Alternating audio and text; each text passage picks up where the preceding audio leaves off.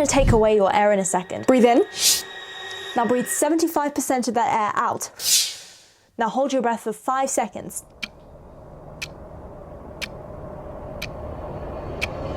So what is the deal about hypoxic training? Hypoxic training just means deliberately reducing the amount of oxygen in the body, usually to improve endurance. Now, it's most commonly done at an altitude or by restricting airflow somehow. Hypoxic and altitude training have been shown to improve performance in endurance sports such as running and cycling. Some studies show things like increases in VO2 max and increased red blood cell production after weeks of altitude exposure. Basically, the higher you are, the less oxygen you have, so your body adapts and produces more red blood cells, which supplies more oxygen to the body. Here's the part singers should care about: CO2 tolerance. Breath control is mostly about how calmly you can handle levels of CO2, not how much oxygen you have. So even if you take the world's biggest breath before a long phrase, you may not last that long. Now, if your CO2 tolerance is low, that's when your body freaks out. That's why you have bad phrases and you rush to finish them. Now, better CO2 tolerance equals longer phrases, calmer singing, and less unnecessary tension. Athletes sometimes train this using hypoxic or altitude masks to simulate oxygen reduction. Now, quick correction, these don't actually replace altitude, but they do increase respiratory stress, which challenges the system. But we won't be needing those. All you need is a body,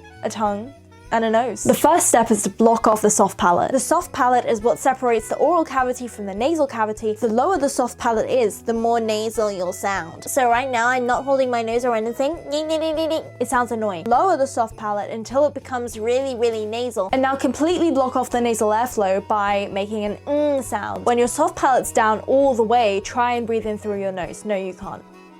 You can't, honey.